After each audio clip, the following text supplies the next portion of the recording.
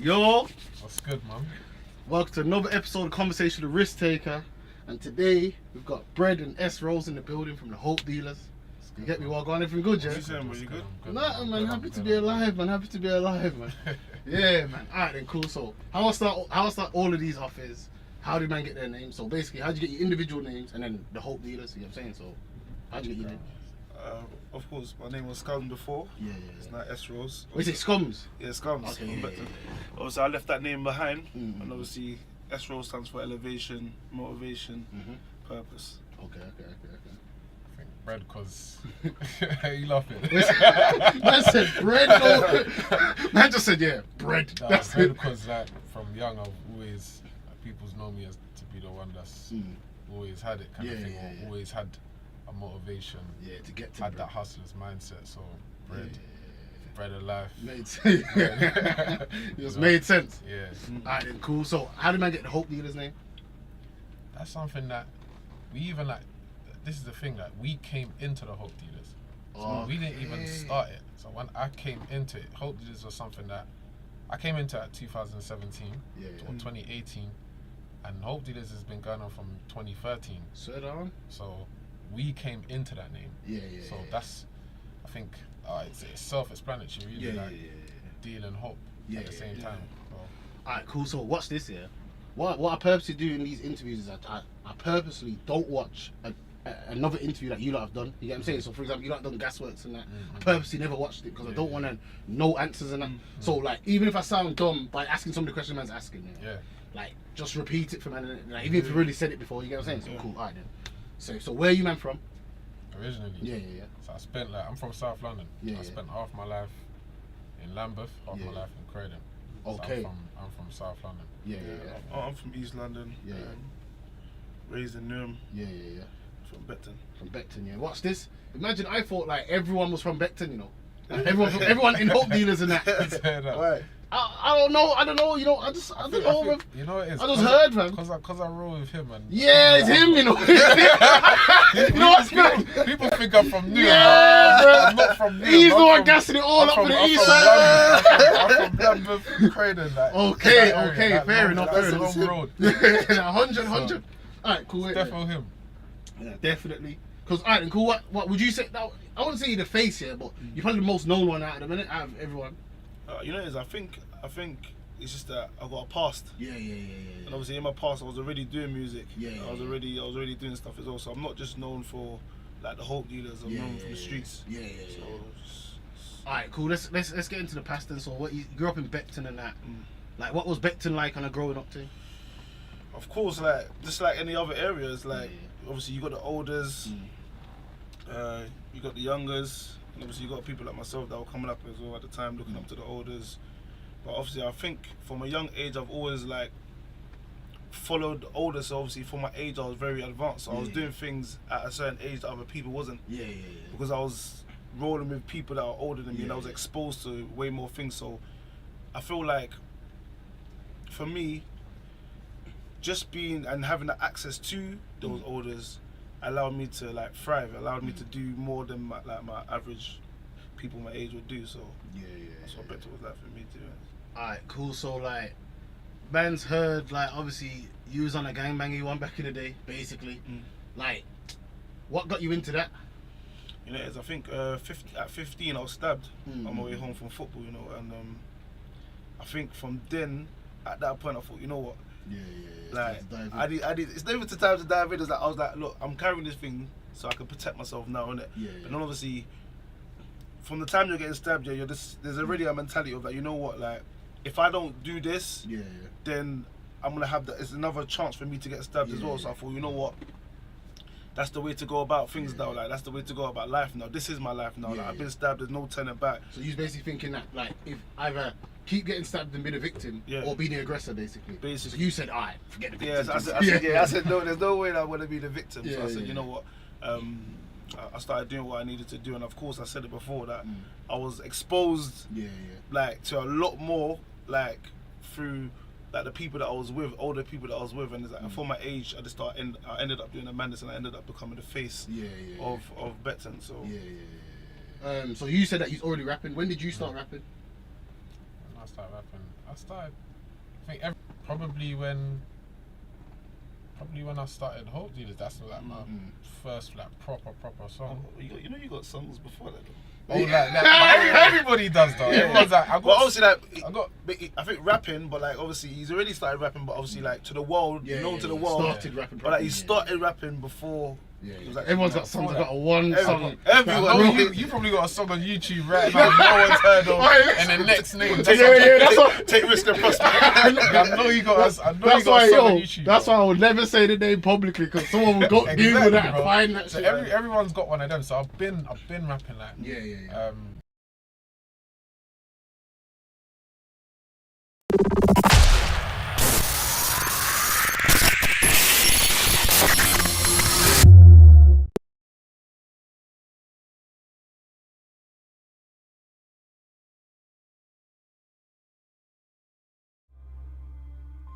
Yo, my people, it's your boy S Rose on the Limitless Conversations today. Stay tuned for an amazing segment that's coming up. Stay tuned for it. And what I'm gonna do today is simply, I'm gonna be sharing my story through my music, and I want you to stay tuned for it. My name's S Rose. and I'm from the Limitless. Let's go. I'm on the motorway, 57 minutes from home. Feel like it's me against the wall, so I created my own. I see clear from a range when I'm driving a Vogue, but I'm closer to the stars when I'm driving a Vogue. By the time we switch gears, last year's work ain't this year's. I got a bird's eye view, now I see clear from Toy Stories. I got a buzz, now it's a light, yeah. And 3-6 lives through me cause he ate hair. Let me see your comments. Are you ready? Are you guys ready, yeah? Alright, media, turn me up. Yeah. Look.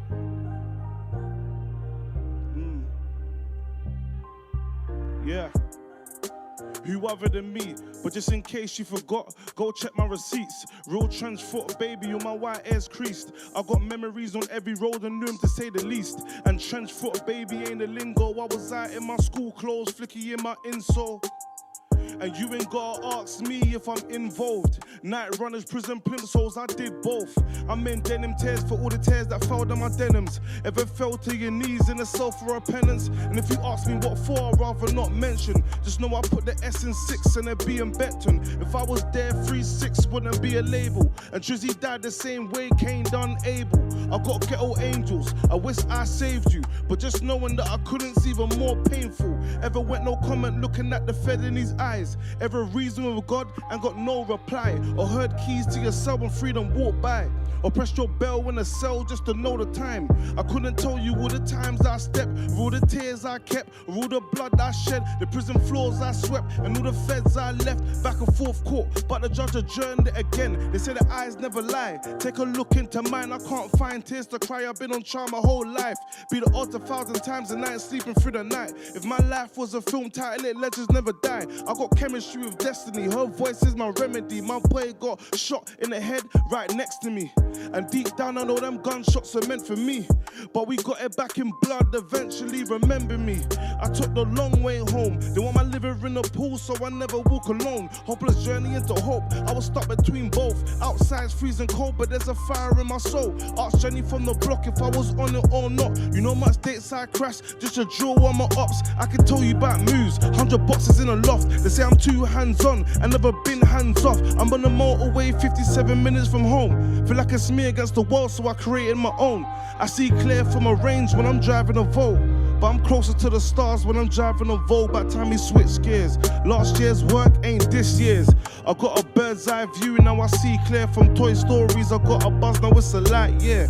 And 3-6 lives through me cause he ain't here. Tears in my eyes mixed with the rain falling over me supposedly. Something else is controlling me. I rose from the dirt, my life is concrete poetry. Vocally I flow in each moment to show you openly. And that's it for me. My name's S Rose, and I want you to stay tuned for the next Q&A segment that we got coming next. There's gonna be some crazy questions, but I'm out. Peace.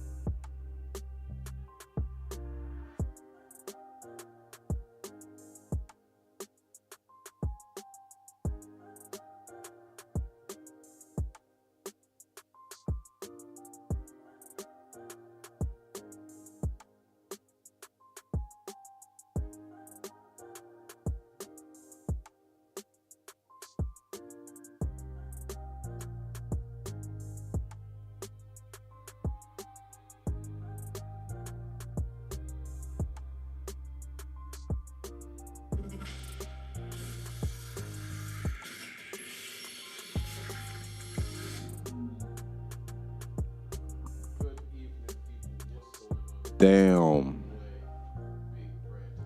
Yeah.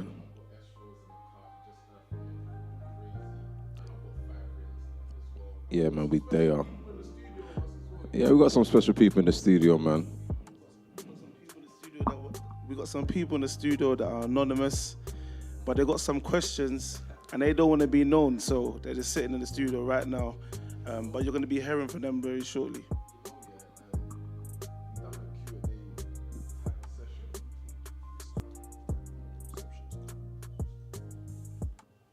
Can you hear me? We good? All right, cool. So technical difficulties. However, so we done a Q&A session on Monday. We done a Q&A session on Monday with about 30 people, and we just like the format of that Q&A session. So what you're gonna see from Limitless Conversations moving forward is you may see an artist, you may see an A&R, or you're just gonna be blessed to have us three on your screens all the time. And so we're going to get into various different discussions. We're going to talk. We're going to find out exactly what's happening in the industry, outside of the industry, and you're just going to hear some gems. So before we get into our conversations, I want everyone to introduce themselves, you know. I got to say one thing. Last year's word ain't this year's. Hey, come on, man. You see them words there? Serious. They touch my spirit, my bro. Hey, bro. Who are you, though? That touched my spirit, man. I go by the name of 5 Rings, by the way. Pastor Romello, that's who I am. 5 Rings. But yeah, man, last year's word ain't this year's, my boy. You know what? Yeah, I actually said last year's work. Yeah, last That's what I year's was work thinking. I was ain't like, this year's. Yeah. For those people that like are on the hustle, they're on the grind, they're on a mission, they always want to push forward. Those are the people that I'm talking to. They know that yesterday's work is yesterday's work. Today is today. So that's what I was actually saying. But yeah, I go by the name of S-Rose. S-Rose stands for elevation, the rose that grew from concrete, meaning that all the hard circumstances that I ever faced in life, I've managed to break through those hard situations and I came out on the other side. Have you heard about the rose that grew from concrete? You're staring at it right now. Thank you. That's S Rose. Of course, my name's Bread, aka, well, not aka, my name's Pastor Alex, also known as Bread. But are you giving me the Bread, Bread, let me just ask you a quick question. Why did they call you Bread? You see that name? That's what I'm saying. I was gonna get there, you know.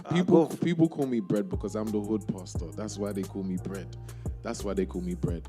I think in one of my bars I say, wonder why they call me Bread, and I don't know what to say. Probably because when they was hungry, I put myself on the plate. So it's like I'm always in a position. That's a bit deep still. Do you know what I mean? I'm always in a position where people are having to necessarily eat from me, but also provide platforms and opportunities for different people. So I just thought, you know what?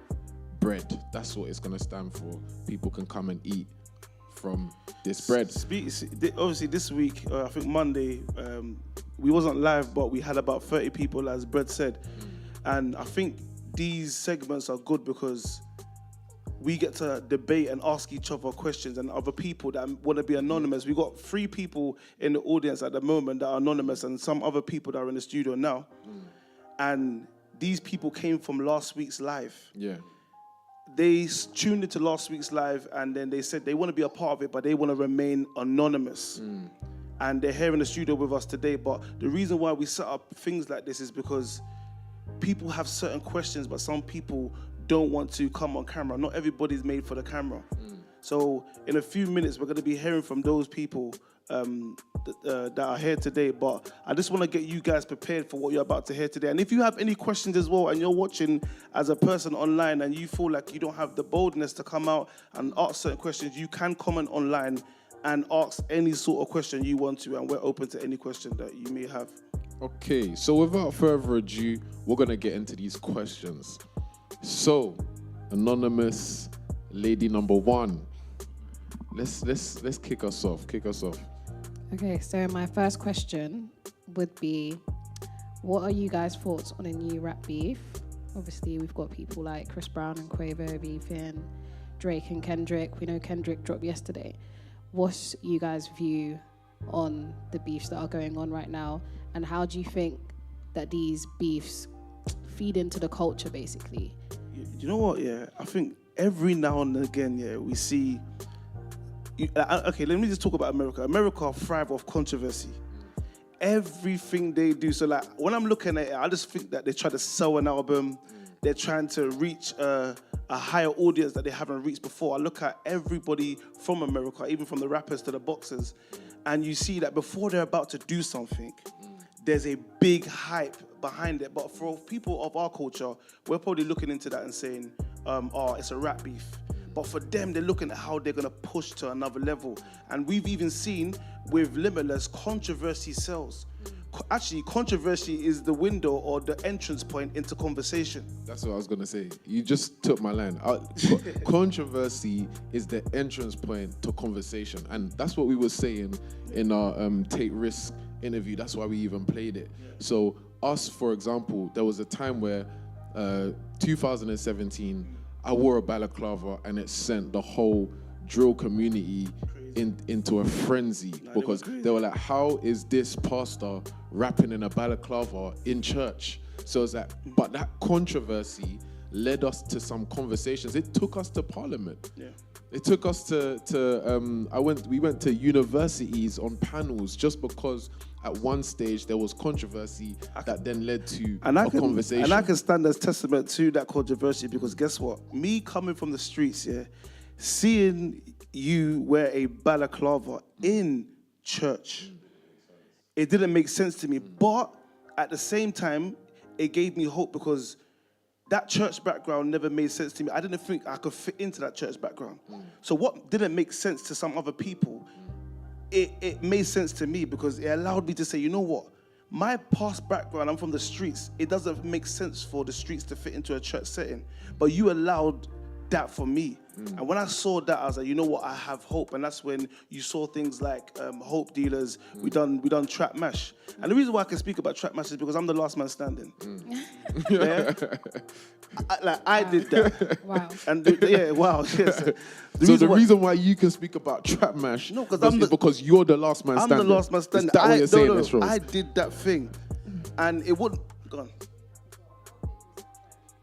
You just recap on how you guys took social media by storm. I think as in it was absolutely insane. Yeah, it was crazy. Like at the time, like I remember, it was in my 1-bedroom flat in Croydon, making music. 5 was there, a couple of us was there, and I was saying someone came in and they wanted to do music, and I said, you know what? Don't say this, say this. So they had like a negative output on drill. And because of Hope Dealers, we said, you know what, let's put a positive spin on it. So I said, you know what, say this, don't say this. And then he started saying those things and it became what it needed to be. And of course, like I was very, very hesitant on even jumping on the song, but even if you hear the song, you know that like I spun everybody on that song. Absolutely. Yeah, 100%. I spun everybody on the song. And also as well, like just to mention, that song actually reached 2.5 million people. It reached more people than that. Yeah. That's just the YouTube. Yeah. Definitely more. Remember, 100%. You're talking about it was on the streaming platforms. Yeah. It was in FIFA. I still get stopped till this day. Yeah. Like the other day was in Selfridges. A random Asian guy came up to me and said, I know your face. So nowadays, sometimes I even like when I'm doing what I'm doing sometimes, and I don't know if people are fans or my enemies. So I'm giving them that inconspicuous look, like, who are you, though? What's like? Sorry, yeah, we'll get back to the question. What side are you on?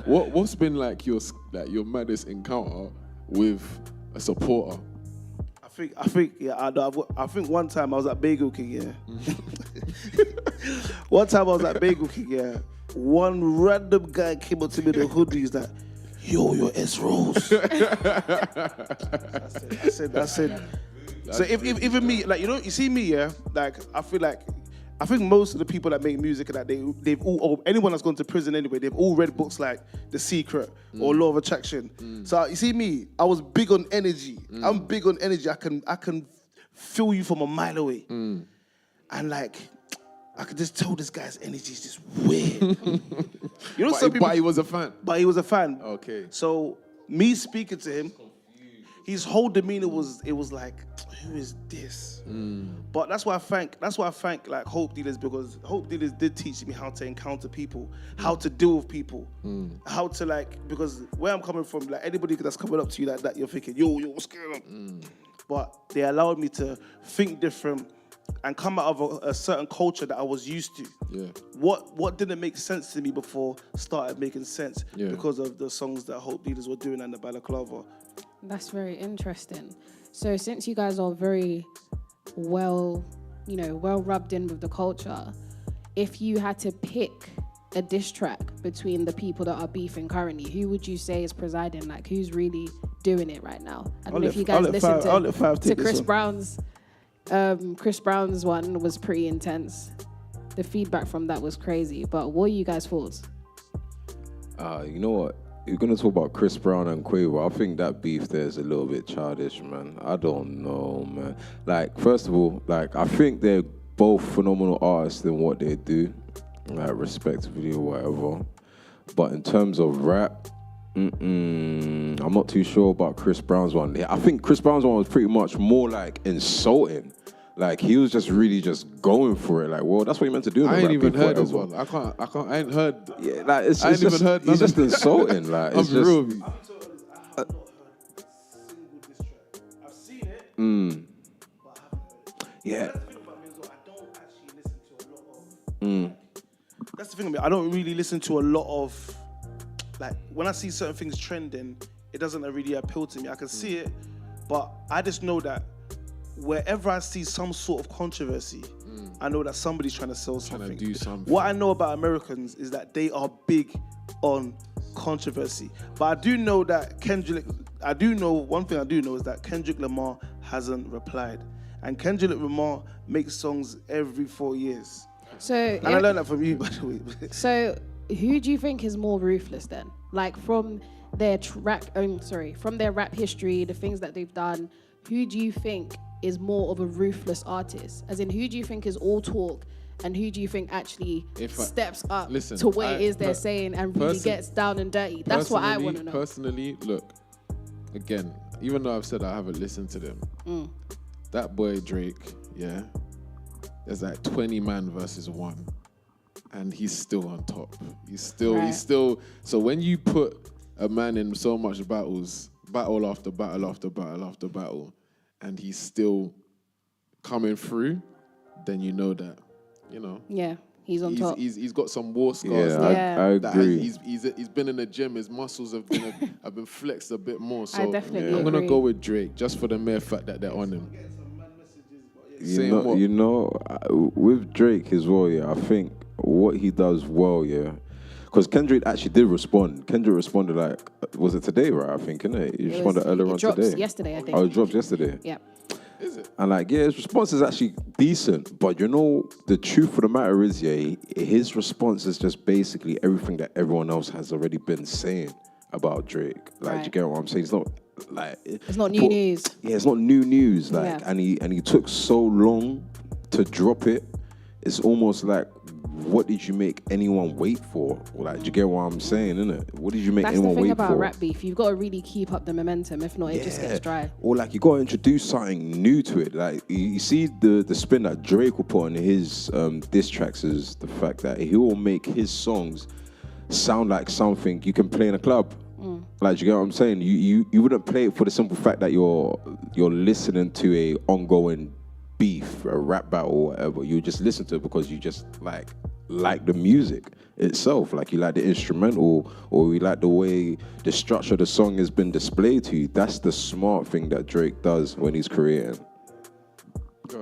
I'm just reading some comments, by the way, so that's why I'm on my phone. But someone said Drake had ghostwriters in his diss track. Nah, he did. Do you believe that? He did. No, he did. He actually did. He's known for having ghostwriters. No, but you know what? Even if Drake has a ghostwriter, yeah, I don't think there's anything wrong with it. I think that have you had ghostwriters before? Me, yeah. I'm a ghostwriter. No, but have you had a ghostwriter? I've never had I'm a not ghostwriter. saying that there is anything wrong with ghostwriting, but I'm saying he did have a ghostwriter for his diss track. What, his most recent diss track? His most recent How diss do you know track, that? it's publicized, bro. You don't read the news? You read the. Yeah, but look, do you know how easy it is, to be credited as a writer on a song? Like, let's say, for instance, all of us in the studio room was in the studio right now, and I'm making a song. Let's say now, this person here, Ezekiel, decides to whatever, decides to give me a little, whatever. I'm just whatever random name, man. Philip, George, whoever, yeah. Let's say he decides to give me like, you know what you should do? You should do it like da da da da da da da. And I like, I mess with that, you know. Let me change the flow to that, or let me use that lyric, let me use that word, blah blah blah blah. All of that straight away, he's gonna be a part of the song credits. You know that, right? He's gonna be a part of the song credits. I think when it comes to like artists now actually doing like demos, recording like live demos for the artist, then it's a little bit like someone said diss tracks aren't supposed to bang in the club. And well, look, you know what? The funny fact is, diss tracks aren't meant to bang in the club. But who remembers when Drake and Meek Mill were going at it back to back? Are you telling me back to back was not banging in the club? But are you telling me back to back wasn't banging in the club? Listen. Was you listening to back for the simple fact that it's a beef? Guys.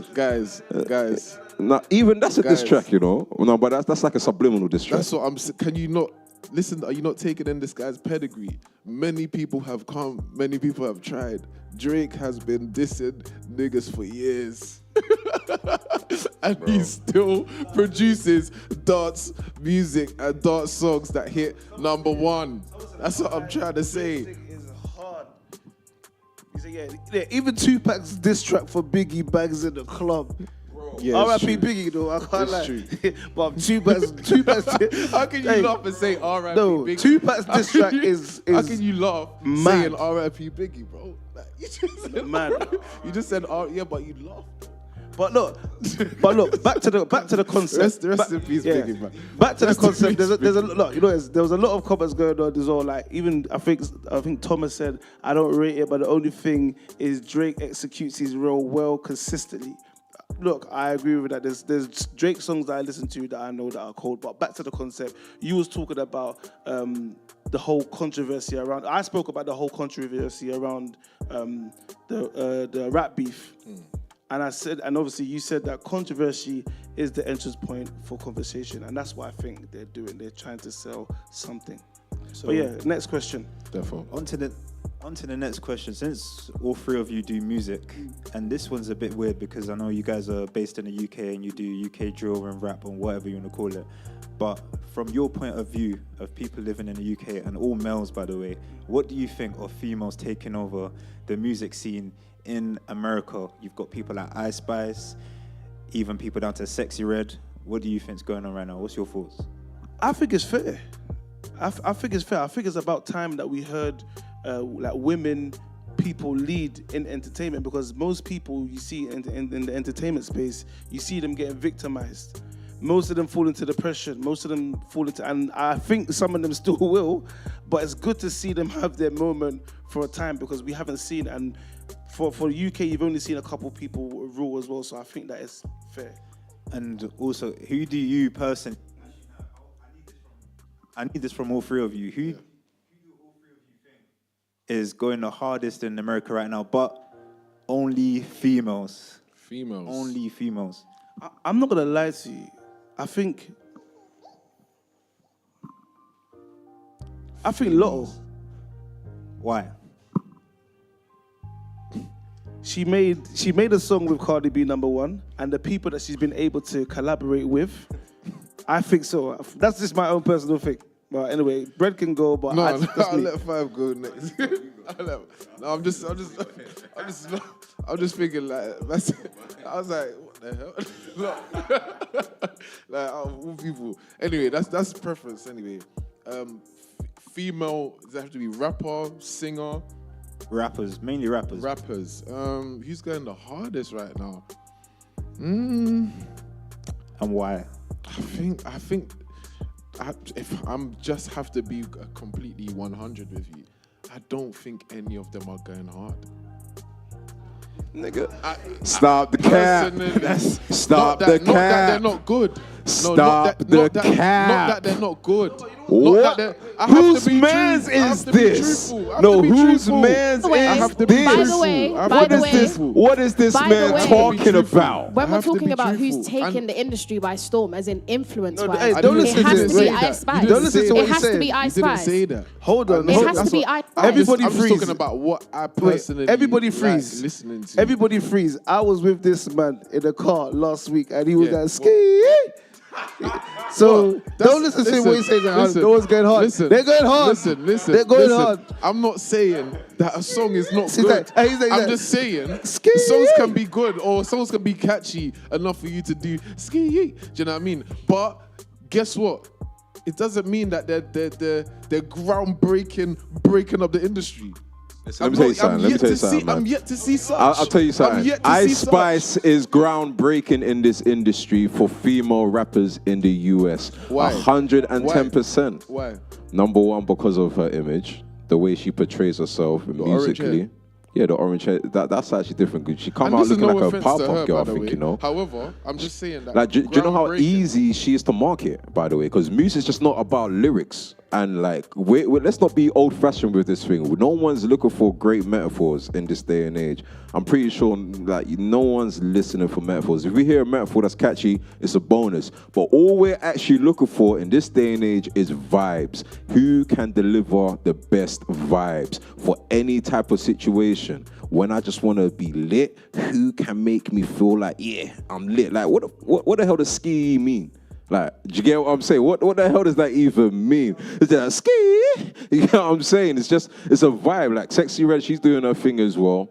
I feel like she's like an underdog, so to speak. Yeah, I feel like she's like an underdog, but she's, no, like, What yeah, about, a very, like, progressive what about underdog. Glow? Like, she's on it. How about Glorilla? Glorilla. No, yeah, I feel like she's not as hot as she used to be. Or like, but she's still hot, but I don't think like she's as, I don't feel like she's as current as she used to be, but she's still doing her thing though. Thomas said, "Sexy Red industry plant." I love that word, industry plant. Oh yeah, so we can actually go based off this. Actually, what do you guys think about industry plants? Like, what's your not even definition, but yeah, like industry plant, for example, people saying someone coming up out of nowhere, and people saying, yeah, this person's an industry plant. This is the first time we're hearing from this person. This guy's got a co-sign from Drake randomly. For example, Four Bats. Do you know Four Bats? Yeah. What do you think about people calling him an industry plant? Crazy. I don't know why people call Four Bats an industry plant. I never really looked at it as that because I think I was even following Four Bats before any of the industry like heads even got a hold of him. So I think the first person to get a hold of him, from my knowledge anyway, was Kanye West, and then it went to Drake. But I was already following the guy beforehand because his song was already going viral all over Reels and TikToks, this, that, and the other. And I was just following to let me see how far this is going to progress and if it progresses into anything. So I don't know. I wouldn't really call him an industry plant. I'll just say like he just took, you know what I mean? I feel like he just, what's the capitalized on the moment. Like, do you know what I mean? Of like social media, Reels and whatnot. So he done his thing. I've actually got a question for you. Someone just messaged me now, asking a question for 5. How did you get your feature with Ayanya? And so that's crazy now. So like, imagine now when we even release the song, yeah, let's say for instance that blew up or whatever. People even think I'm an industry plant because like, how did you get a co-sign? This, that, and the other. And as well with the other artists that we got songs with as well. So how did I get that? I got that based on like relationship, really and truly relationship. Just not only being in the right place at the right time, but also knowing the right people and having a relationship with the right people. So I feel like that's what it is. And as well, like, don't get it twisted, you're still gonna have to be able to deliver on some sort of level musically and talent-wise. So I was just always in the background sharpening my skill. That's just what I do every day. Do you think, based on that, sorry, I like this discussion, do you think talent is enough to get you through the door in music? No, I don't think Why? talent is enough at all. I think talent is something that's given to you. And I don't even think skill is enough. Well, skill is enough depending on how many skills you have. Isn't talent skill? Talent is not skill. Skill is something that you actually intentionally focus on every single day. Like, talent is something that's just given to you. Like, for instance, there's singers out there in the world that are just naturally gifted at singing, but there's some singers out there, funny enough, like, and people may not even know this, but next time you see Armstrong, ask Armstrong if he could sing before. He told me that he couldn't. He taught himself how to sing. Like, it was a skill. Like, you get, and we all know how phenomenal Armstrong is when he grips that mic. I can imagine, of course, there could have been some sort of natural degree where he had like some natural ability, but not as wild as it is right now. Those are things that you have to progressively grow into by just literally nurturing your craft. So whatever talent you have is going to need skill along with it, which is just going to be a consistency of battling your craft. Like, do you know what I mean? Just bettering yourself. So no, I don't think talent may get you through the door, but skill's gonna keep you in the room, and skill's gonna bring new conversations and bring you into other rooms, is what I personally think. And having skills in other things. So like, for instance, not just skills in just your lyrics per se. You gotta be a skillful people's person. You gotta be a skillful energy carrier. Like, you know, how you project yourself. You gotta go, that's a skill also. Like, you have to learn how to do that. How communication, that's a skill. You know, like key communication, great communication. It's a skill. It's things that you have to learn. And those things is what's gonna separate you from the rest, because there's many artists. But can many artists do many things? No. That's deep. I actually want to ask the same question to Rose as well. Do you think talent is enough to get you through? Like, if you're absolutely amazing at music, the or thing whatever, is, whatever someone does, someone might be listening that doesn't do music. The thing is, the reason why I would say talent's not enough is because I grew up in the era of grime. I grew up in the era of ghetto, bashy. Who remembers that? Who remembers that clash? Yeah. I was a bad manager. Ask Carlos. I grew up in that era. I grew up in the era of like Trin Monkey. Do you remember Trin Monkey? Trin Monkey, Chipmunk. I grew up in that era, and I've seen that talent can only get you so far. So that's why I asked you, how did you and someone asked you, how did you get that feature with Ayanya? And I think that sometimes it's not about what you know, it's about who you know. And I was saying that like relationship is key in community building or whatever you want to do. And I know that like for me, you getting certain features with certain people is because you had access to some people that other people don't. So I know that community building is the way to get far in this industry. Yeah, I was gonna say like we got your footage, S. Ray says we got your footage, S. You know, when you was in the grime scene, you know when you was with that. I think he was even rapping or he was doing grime with your mates and that, showing your age for truth. So Daniela said that. But the reason why... hey, Daniela, you got to expand on that, you know, but but I think there's a lot of transferable...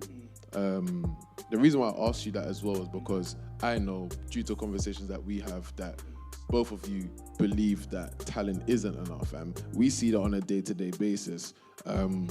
From the amount of people that come to us, basically with a lot of talent.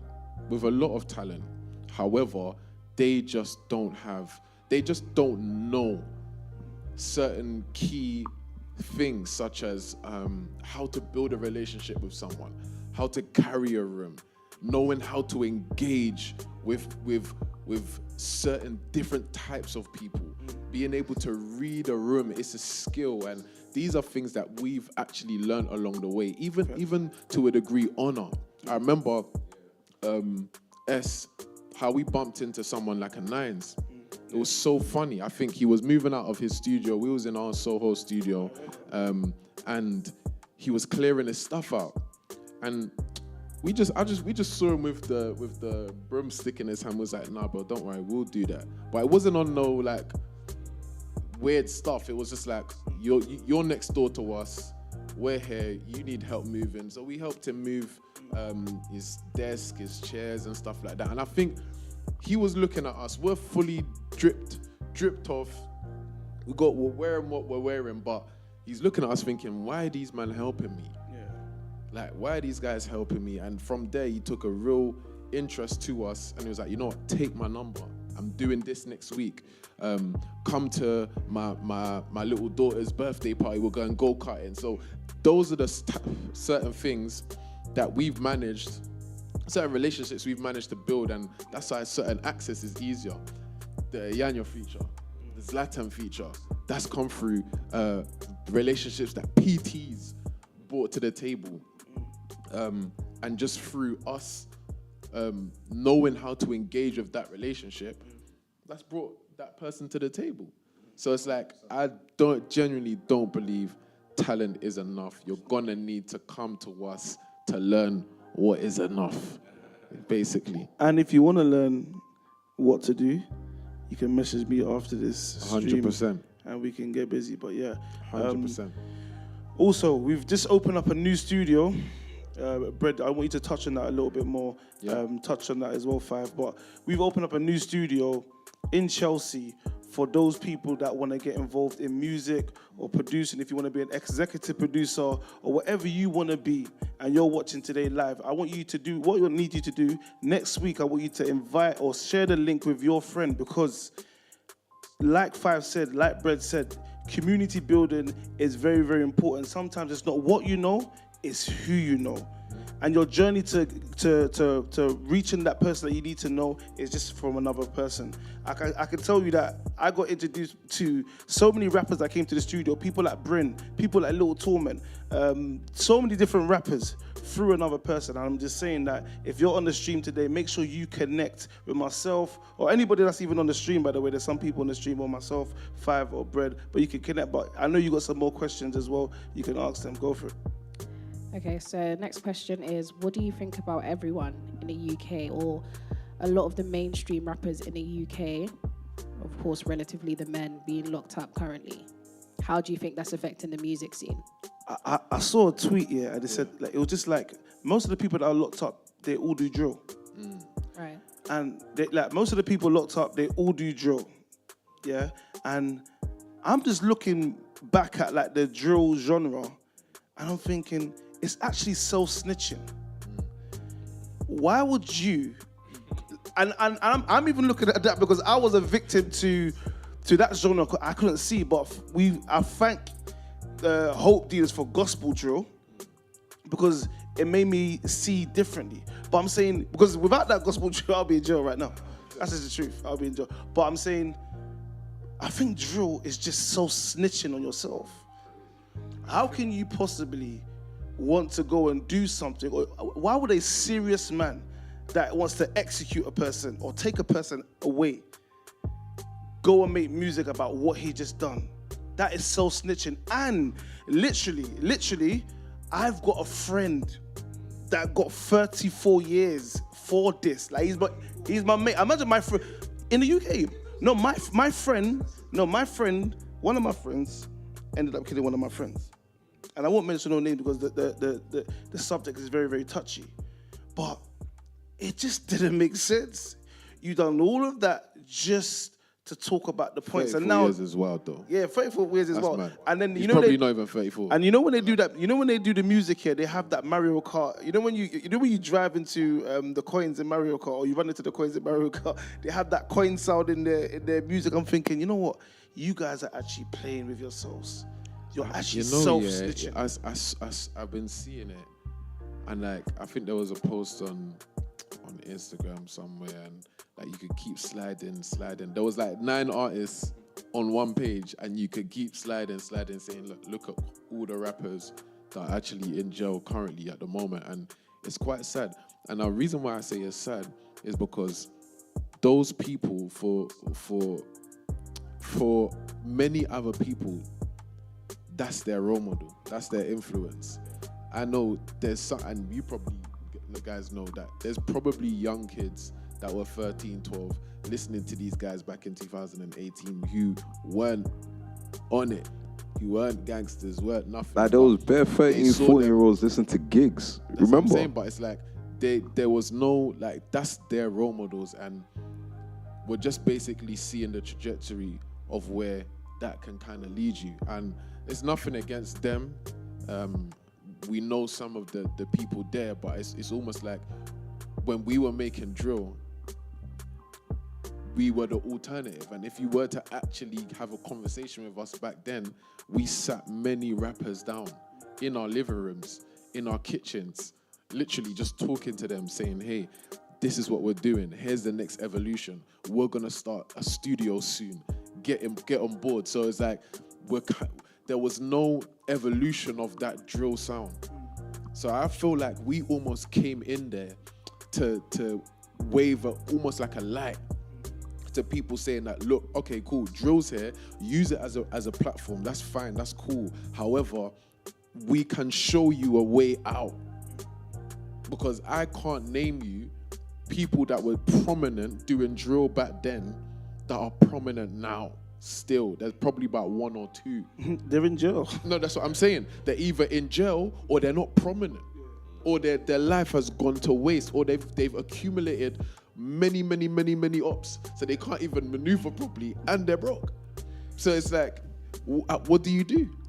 So a bit controversial, but you've just stated that since a lot of people are in jail and a lot of people aren't around right now, who do you think like all three of you, let's get this answer out of all three of you, but who do you think's carrying the UK scene right now?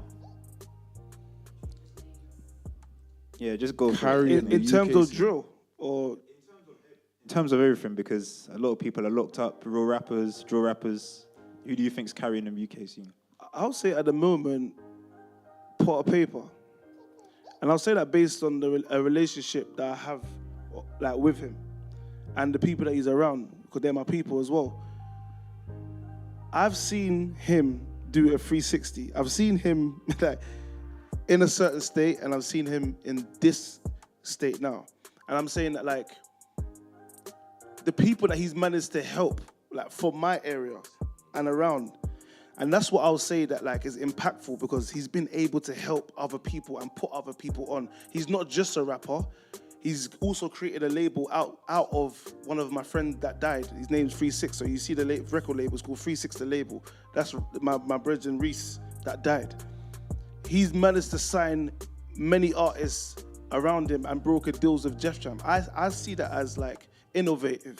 Like, he's carrying people. So when I say, like, someone's carrying the music scene, I don't just see it as someone that's making music and charting, because you can chart and come off the charts. But one thing that is good for evolution is changing people's lives, and I have to respect him for that. But that would be my answer. What's the question again? Sorry. I think I'm carrying the music scene. Apart from myself. All right, cool. In regards to what though? UK rappers, only UK. Well, if you're talking UK rappers right now, who's carrying the scene, as in, like, my version of carrying the scene would be making people know about UK music, look into it, I would think we would have to say it's Central C at this current moment in time, because he's making people know and look into the UK scene itself. Of course, there's a lot of great rappers at the moment, but in regards to exposure, in regards to people finding out about, that if I was someone from another country, seeing someone like that would make me want to look into who else can rap from London. No, but personally. I also think as well, this is just like a little plus, yeah. I think even before Central C, there were rappers in the UK that made other countries look into the UK. 100%. 100 billion%. But I'm saying right now, Yeah, we're talking about right now. But look, I'll say, for instance, it's almost like passing on the baton type situation. I think who really changed it for the UK first, the same way Central C is now, and Central C is doing more, I guess, relatively speaking, in terms of he has more features than the other artists. I'll say the first person would be probably Dave. is what I personally think. The reason why I say that is because I think Dave was the first person to ever get a Drake feature at the time, when that was actually like one of the most like biggest things you could do in the music industry at that year, whatever year that was. That could have been 2016 or something. Shit, I can't remember. I personally think Dave. But my initial answer was actually going to be Central C, to be honest, though, until I looked into it, until I thought about it deeper, I guess. But yeah, I'll say Dave and Central C, 110%. And can we just get this answer from you specifically, because like you've got the grills, the flares, like you've got that American look. So based on the people you know, the people you mess with in America musically, what would you say is the difference between music in America and then music in the UK? Like, what certain differences you've spotted? Do you know what I've spotted? It's character. It's not even lyrics, you know, because lyrically, I think that we're both like nation-wide in terms of nation, like the US and the UK. I think that we're both very gifted and skilled in that dynamic or whatever. But where you're gonna see the clear-cut difference between the two is charisma, character, personality.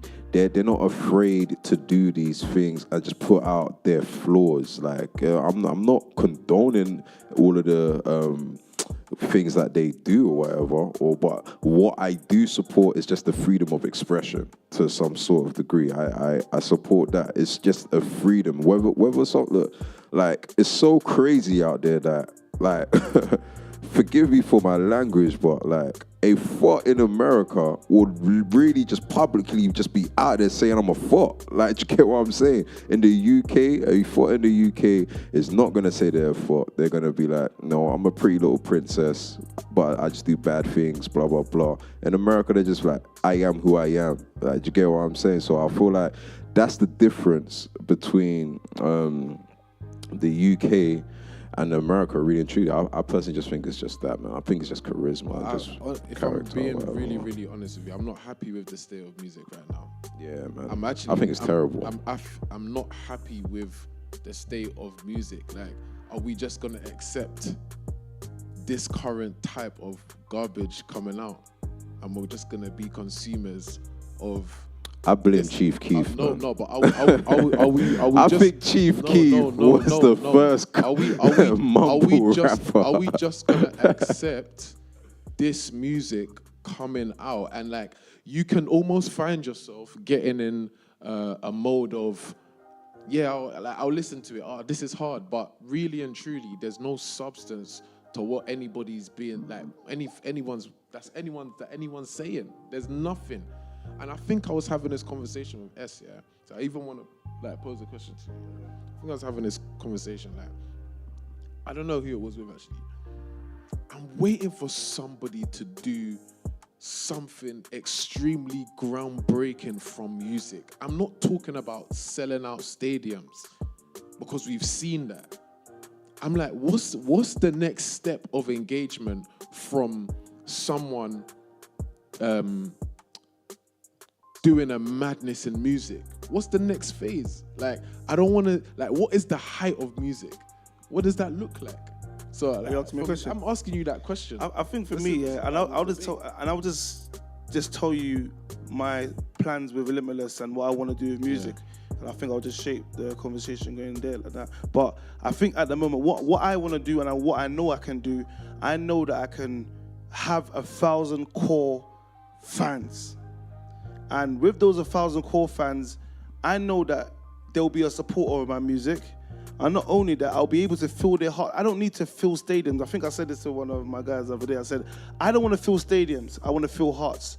As long as I have 1,000 core fans and supporters that believe in me and that I can believe in, I know that I can change the world. I can change the music industry. And that's all my mission is at the moment. 1,000 core supporters. And with those 1,000 people, I'll be able to change the music industry.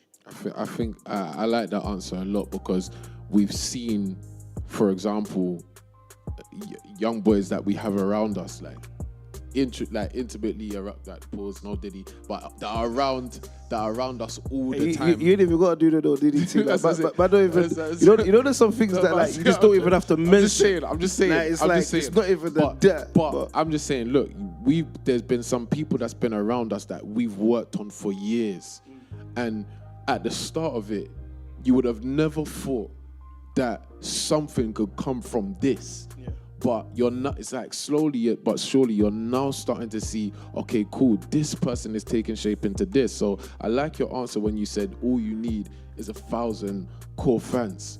And you know that's kind of been our mantra from the beginning. Remember them times we'll be in the studio till late, till like 2-3 o'clock in the morning. Facts. speaking one by one. Facts. One person after the other, one person, to the point where big rappers are crying tears.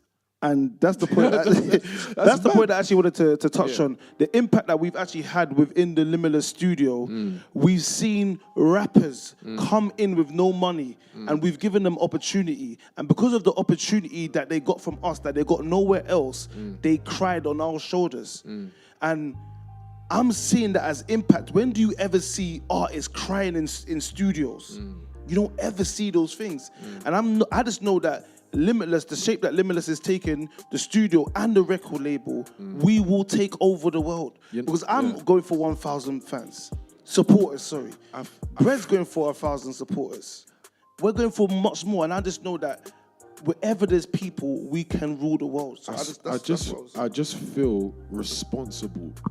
I feel responsible for not even just the young people. I feel responsible for the shape and the impact music or the music industry should have on the world. I'm starting to feel more responsible for that. So if anything, that's what we're doing with Limitless in regards to the studio, the label, making sure that why is it that only a certain set amount of people know how to make money in music? Why can't somebody be paid by their passion? Why is there many people, at least millions of people, making music, but there's no economic structure for them to impact themselves from it? Or if there is, it's being controlled by someone we don't know. And I'm happy that you touched on that, because what we've managed to do, even with Limitless, is give back to the community. A certain rapper, and I won't say his name on the stream, but they came to us, no money. They came to our house. They came to our house, no money, and we was able to help them. And now they have songs with people like Chipmunk. They have songs with Rimsey. They have songs with all these artists. And where they come back to for creativity is Limitless. So we've been a byproduct to our community. We've shown people that were reigning once upon a time that if you come back in contact with us as Limitless, then you can truly live limitless. Thank you. And I think that's even a good point to even round up on. Like, I think you've got to tell people like how this thing even came about, how the name came about, Limitless, what it actually is. Like what it actually is. Like, what is Limitless? What does it mean? You can answer that. I'll answer it. You can answer it. What does I've got a lot of comments. What does Limitless mean? Because I feel like it's deeper than the music for us. I think Limitless is a mindset. Like the ability to live beyond your means, breaking certain boundaries in your mind. I always say this. Many people live to 80, but they die at 20 because they're afraid to break boundaries. So unless you encounter purpose, you're not actually living. The moment that I encountered a PT, I started to live. And we've seen what a PT's been able to do within every industry, not even just music, beauty, all these industries, because he allowed himself to live limitless. And us looking at that, we're saying we can also be limitless. So Limitless is not just a studio, Limitless is a mindset. And I've got one more question before we start rounding up. Just to round up, and this is going to be away from the controversial side of things, but where do you guys see, and from all three of you, where do you guys see Limitless in the next year from now, in 1 year from now, sorry? 1 year. 1 year is, we're going to be in the same position. Not in the same place, but same position. You're still going to see us speaking like this. You're still gonna see us engaging with people. You're still gonna see music being put out. You're still gonna see us in the studio speaking exactly like this. So I know that in order to be great, it's just a matter of time for us, because we're just going to be in the same position doing what we've always done. We've been doing this for 7 years. Limitless is not something that's overnight. Even before the studio was actually gathering people in our house. Yeah. So many rappers have been to our house, and not to name any, but we've done a lot. We've given back to the community more than any rapper has done. Anyone. So, In fact, yeah, furthermore, please name a rapper that's done more for their community than we have. I've seen Nobody. I've seen rappers giving back to the community through different means, and I'm just looking at that, and I'm saying that even people from our community have given more that are younger. Not to talk about us, we've given more. And I'm not to say that that's a topic of discussion. No, and you got to start saying numbers as well. We've given millions. Millions. Before we've spent money on ourselves, we gave millions back to our community. Millions. And these things have to be documented. We've done it. We've done it. But is that your last question? I think that's the last question as well. You're gonna see the Limitless logo on the screen, but we're gonna play 1 or 2 exclusive songs for you, unreleased songs as well, just for those that managed to stay on the stream today. So we're gonna put the Limitless logo up now. I want to also, before we close, I want to shout out Mark Sherman, because he was last week. Mark Sherman, please message us on our Instagram, LimitlessXYZ, or if you know us personally, please reach out to us and we'll be in contact with you. Mark Sherman, big up yourself. Thank you.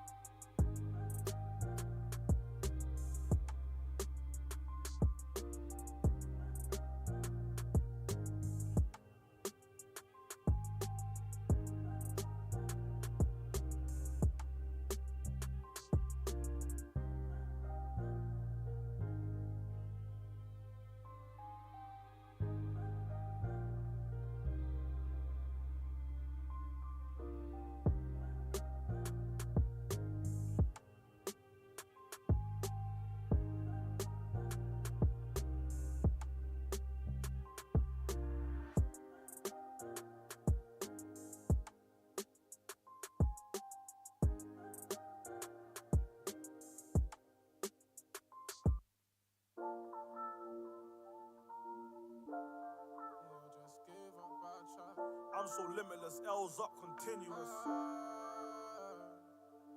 The hood miss my presence, when I'm around it's a privilege. AD. Yeah. Let me take you back to where it started. We was in our school clothes, but we was stepping out regardless. Not down ginger, we was hopping over gardens. Trying to make it back home, they say home is where the heart is. Home's where the heart is. We came home to hot dinners, mommy never left us starving. I caught my first case of rowdy, I felt the Lord, I'll beat them charges. We had plans of kicking bull, but we had hearts of a spark. And all them prayers to the heavens led my feet through the darkness. We came up on them pedal bikes. Way before I pebbled white, I was smoking weed, balanced my lows by getting high. As I sit and reminisce, I think back to the times. I don't know how I'm still alive. It was do or die, I swear this life caught us by surprise. I couldn't sleep cause there was pain when I closed my eyes. School by the streets, so the roads taught us to survive. They all just gave up, but I tried. 15, I was hurt, they put my brother in a shirt. It's crazy how only a hearse could get my brother in a church. And we were playing curbs where before we hit them curbs. All the murders had my whole city crazy, going berserk. One life, one beat, just to get some wallabies. Mum was out working, we ain't have nothing to eat. And yeah, I lost some friends, but I lost more time belief. They left me down on my knees. Let me take you back to where it started. Alls in our school clothes, but we all stepping out regardless.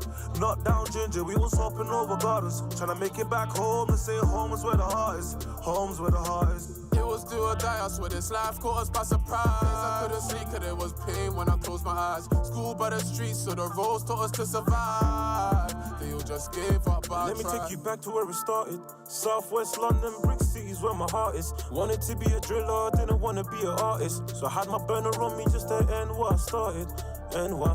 Look, I prayed for better days, but them days didn't come. My little bro got 21, I swear it hurts me that he's gone.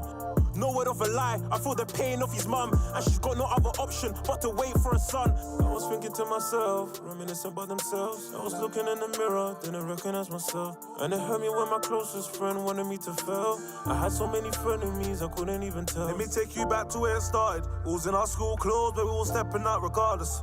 Not down ginger, we was hopping over gardens. Tryna make it back home, to say home is where the heart is. Home's where the heart is. It was do or die, I swear this life caught us by surprise. I couldn't sleep cause there was pain when I closed my eyes. School by the streets, so the roads taught us to survive. They all just gave up, but I tried.